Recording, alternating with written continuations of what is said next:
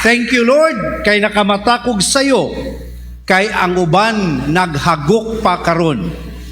Usa kadako kayo nga tradisyon sa atong pagka-Pilipinhon nga pag December 16 na magsugod ang atong Misa de Gallo, ang atong pagtukaw, pagpulaw diha kang Kristo.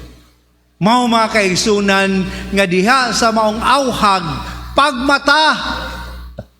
pagmata o panghimuta na, no? Kay lagi mga kaigsunan kining maong ginahimo natong Misa de Gallo, usa ka nindot kaayo nga buluhaton sa Kristohanong pagtuo nga kitang mga Katoliko magtapok diha sa Eucharistia matag kadlawon uban sa sakripisyo aron unsa man.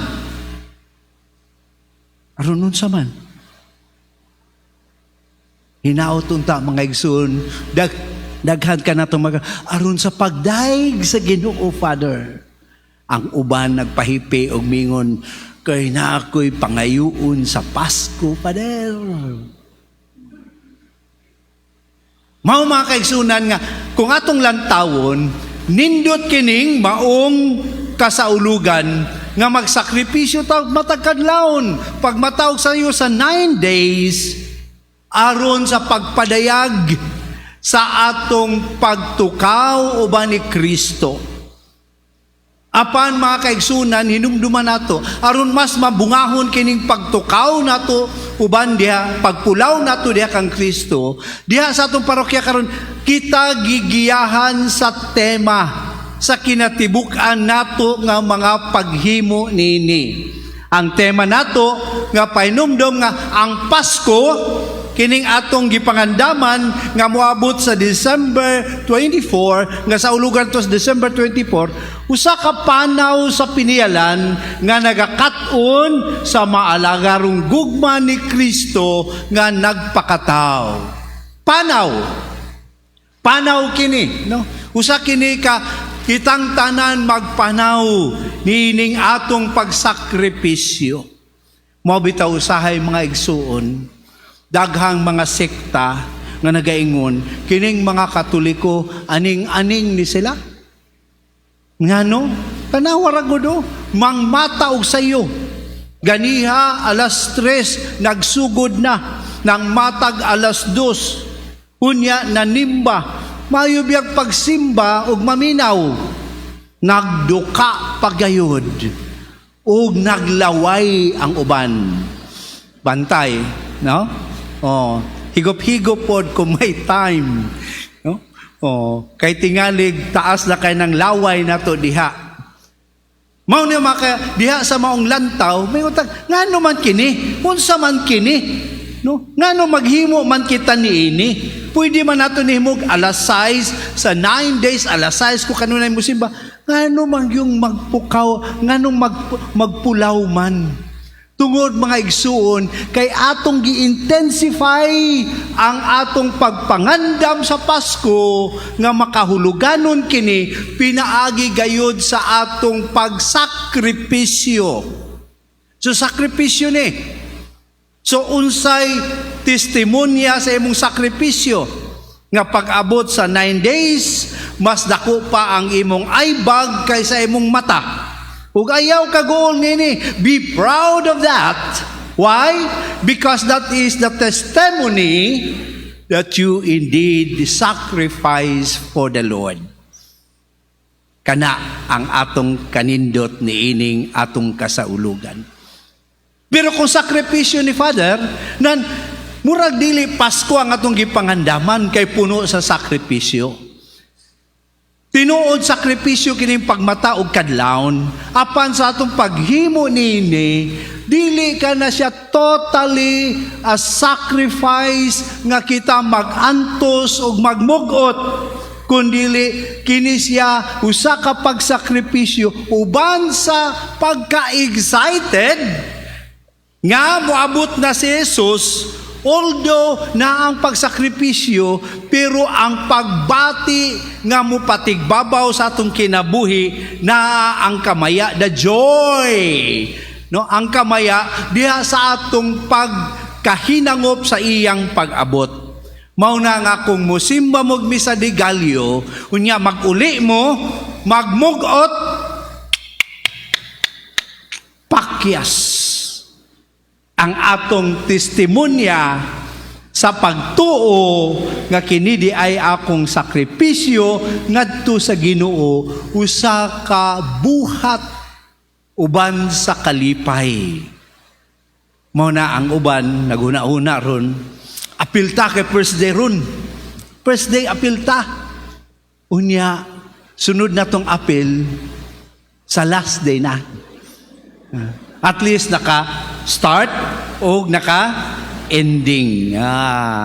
Daghan gyud nagplano diri kay daghan may nagngisi. Mga kaigsunan, dili lang kini pakitang tao sa atong pagtuong Kristohanon. Kay duha ka punto mga kaigsunan ng atong timan-an. Sa ebanghelyo naghisgot si Kristo og pagsaksi. Ug tanaw nato nga ang atong buhat karon usa ka pagsaksi. No? Pero kining pagsaksi nato nga wala nahisentro kang Kristo, mahimo lamang pagsaksi sa pagpanghambog. It is just a manifestation of our pride. Katoliko gugko. Simba jud misa de Gallo. No? Unya pag-abot ninyo sa balay nga ang abuan naghagok pa inyong silingan, no? Mao pay pagmata, pagpanghimuta, mingon ka, mas kuyaw ko kanimo karon kay nakasimba ko og misa de Gallo. Hambog. Pero ang pagsaksi nga tinuod, giingon ni Jesus nga gani siya wala nanginahanglan og pagsaksi sa tao, no? Kundili ang pagsaksi nga tinuod og tiunay mao ang pagsaksi sa buhat. Mingon siya nga naapay dako nga musaksi kanako, mao ang mga buhat, mao ang gipabuhat sa amahan. Unsa may gipabuhat saya sa amahan?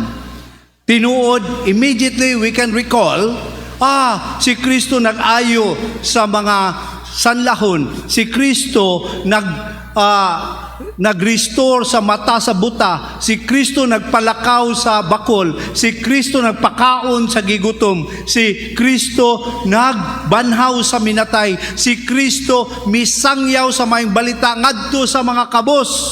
Yes, tinuod nga mga buhat. Apan ang kinatibuk ang kinabuhi ni Kristo, gikan niining atong saulugan nga Pasko, hangtod na sa iyang pagkabanhaw, dakong saksi. Ug kung sa iyang gisaksi nini, dili ang pagpakita nga, tanawa ko, kuyaw ko, gamhanan ko, hawod ko. Ang gisaksi ni Kristo niini, nga mga buhat o sa iyang kinabuhi, mao ang gugma sa amahan. All of Christ did in His life are witnessing to the love of the Father sa iyang katawhan. Ug kini mga kaigsunan ang atong targeton sa atong kinabuhi. Kay ngano kita nagaingon nga kita mga piniyalan. Mao na nga ang pagsaksi nato karon sa atong misa de Gallo nga unta nga akong pagto mas mo palalom pa sa akong pagkapiniyalan nga makakat-on ako kang Kristo sa iyang gugma nga maalagaron. A love that is always in the service of the people.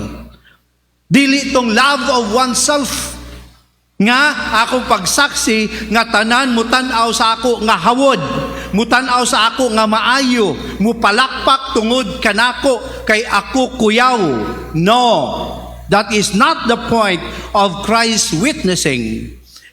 But He witnessed not of himself, but of the love of the Father, given in the kind of life that He lived with us. Busa, mga kaigsunan, nindot nga ato kanang mahinumduman. Nga di ay kining misa di Galyo, gamay nako nga pagpaningkamot, uban sa sakripisyo, aron pagsaksi sa gugma sa Amahan. Diha sa maong pagsakripisyo, diha sa atong pagsimba matag misa di Galyo, unta kini makahatag kanato sa pagtubag gayon sa atong nadungog sa unang pagbasa nga si Propeta Isaias nag-ingon ang Ginoo sa iyang katawhan, sunda ang hustisya o buhata ang matarong. Sunda ang hustisya o buhata ang matarong. Muna tinuod nga pagsaksi that we have to work for justice and do what is right. Do what is right. Tinuod mga igsoon, kining atong gihimo, apektado ang atong kinabuhi oy. No? Kay katugon man ka. No? Kay magpulaw man ka. No? Nya pag-abot mo sa balay, maingon pag yun imong mama, oy, salamat kay ni mata ang akong paboritong anak. Hala, ikaw lasay luto dahil kay ikaw may nagmata.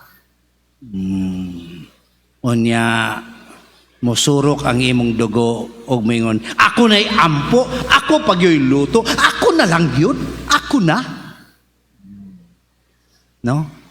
Unsay matarong. No? Sakripisyo unsay matarong. No? Pag-abot sa opisina unya, sure jud ko nga magduka-duka ka. Ay, noon sa man ka diater, noon sa man ka mura man ka gikalintura. Umisa di Galyo lagi ko ter. Pating ka po ya ter. Wala na betay gipahimo si boss nga deadline karong udto. Lagi ter. Wala na lagsaba ter ha. Muis ka po sa ko kay matulog ko ter. Ikaw na lang sa ibuhat ter ha. Matarong dili. Tanawang uban wa nakibalog sa may matarong ron. No? Oh. No? Kana mga kaigsunan ang lantaw. Because sometimes doing what is right is already a big sacrifice for us. Because we are always in the life of doing what is convenient. Doing things in a convenient way does not necessarily say that it is the right way. And so, right way sometimes now, kinahanglan yung effort by, no? Kinahanglan yung effort nga, unta, no?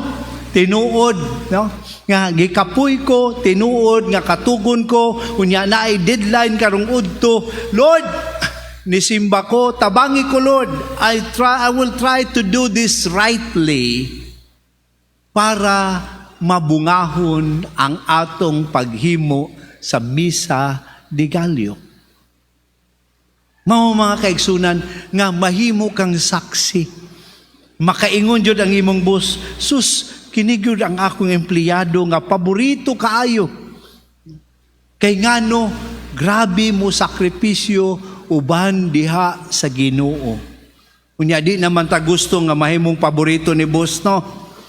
Ano man, ang paborito ni boss, kanunay suguon? Kanunay suguon? Ngunang mas maayo pang di ka paborito, kay priho raman mong sweldo, unya ang bonus, maura.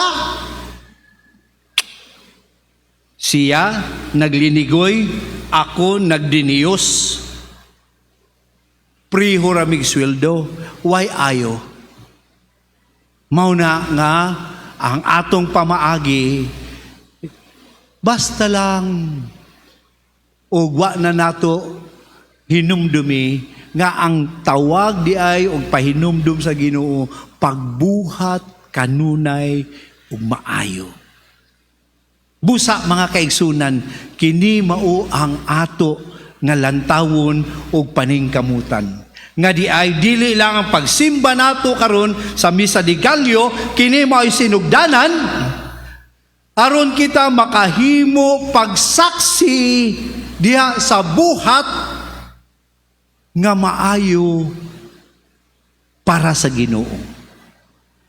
Our Misa de Gallo as a way of witnessing to the goodness of God should not end in our rituals, but begins with our praising and worship to the Lord with sacrifice, and will cascade into our daily life of doing what is right. Ug kanaunta, makita nato nga tinuod di ay nga naa sa buhat ang atong pagpadayag sa atong tinuod nga sakripisyo alang sa Ginoo. Ang Ginoong Dios nga nagtigom sa mga nagkatibulaag nga mga Israelita mingon, aduna pay uban nga akong tigumon, walay labot ni adtong natigom na. Nagtigom taron, amen? Pero daghan pa ang wa nakatigom niini uban kanato. Daghan pang mga Katoliko mismo nga katuloliko na lang. Daghan pang mga Katoliko nga naana sa kadaplinan nga imbis mupadayag sa ilang gugma sa Dios, muantaw na lang kanato ug naghuwat nga naauntay klaro ug maayong mga saksi ni Kristo nga mopadayag sa gugma sa Ginoo aron mapukaw ang ilang pagtuo ug hinay-hinay silang makakita sa kaanindot sa gasa sa pagtuo diha sa ilang kinabuhi.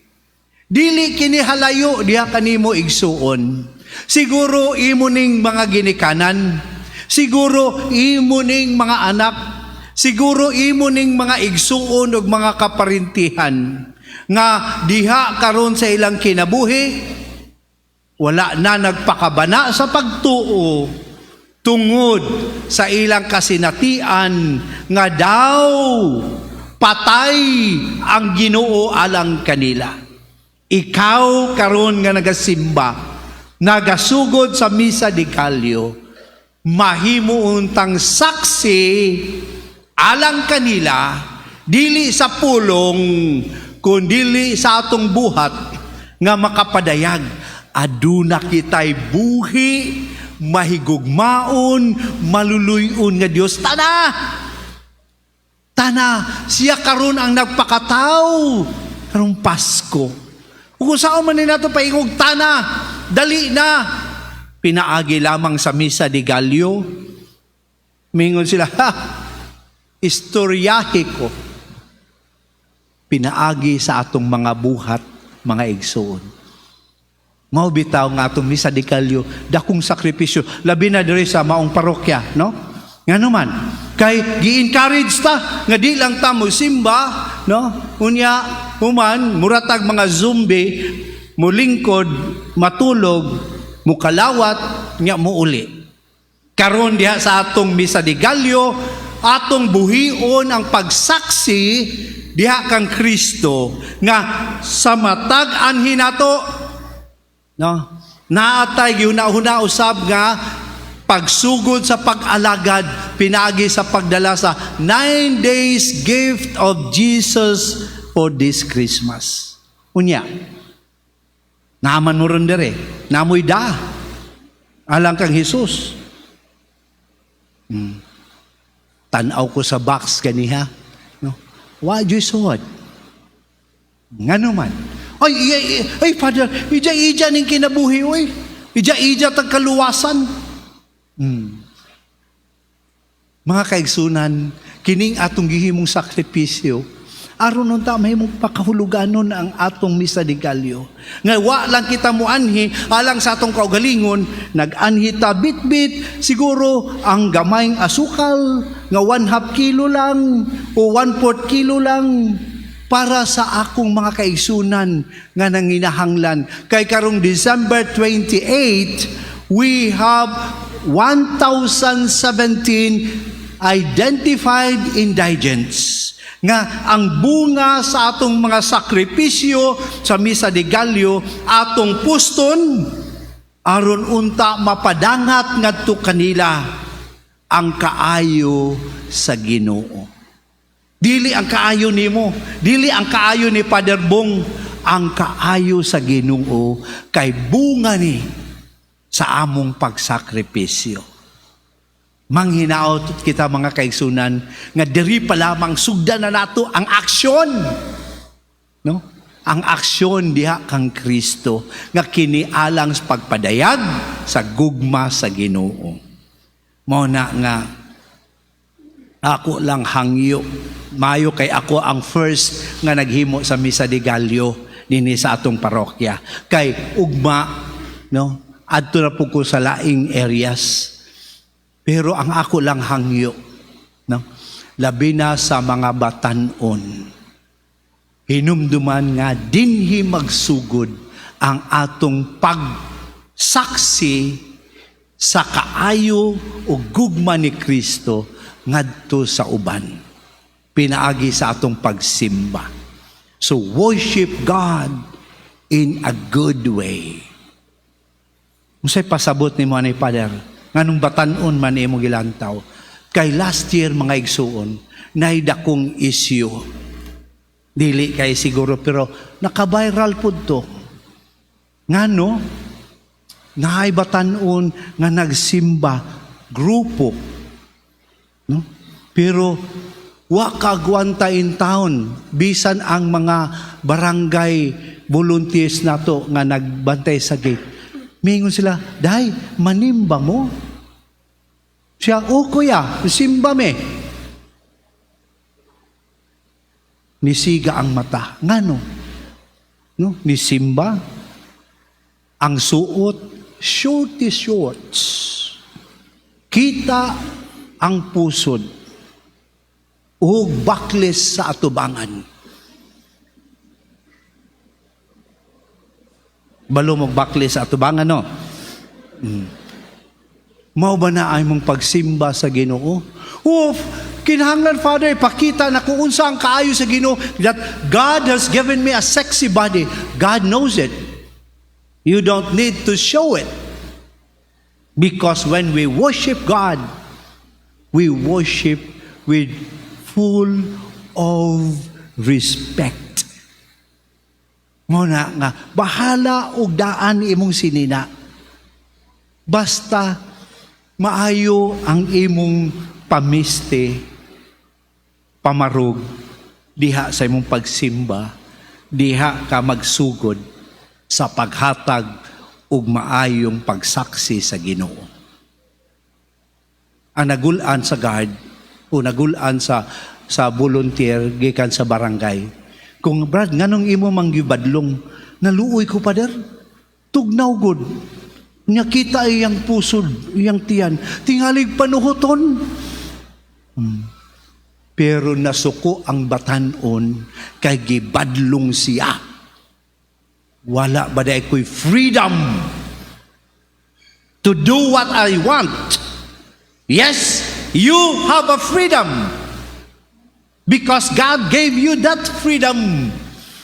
And let us remember that freedom is not doing what we want. But freedom is doing what we ought to do. We ought to do. Ug kana ang atong lantaw nga kini siya usa ka pagsaksi sa pagtuoban sa gawas nun, apan diha sa focus nga alang sa paghimaya sa Ginoo dili sa atong kaugalingon. Ngao ka na mga kaigsunan, nga unta kining tradisyon sa Misa de Gallo. Dili lang mapasa ngadto sa sunod henerasyon. Nga usa ka unique activity sa mga Katoliko. Kundili, balik nato ang original purpose niini. Pagsakripisyo alang sa Ginoo aron pagsaksi sa iyang gugma ngadto atong isigkatawo pinaagi sa pagbuhat og maayo ug pagpaningkamot ug hustisya sa atong kinabuhi. Manghinaot ta mga igsoon. Nga uban niini magapadayon kita sa atong Misa de Gallo uban sa kadasig diha sa Espiritu sa Ginoo. Amen.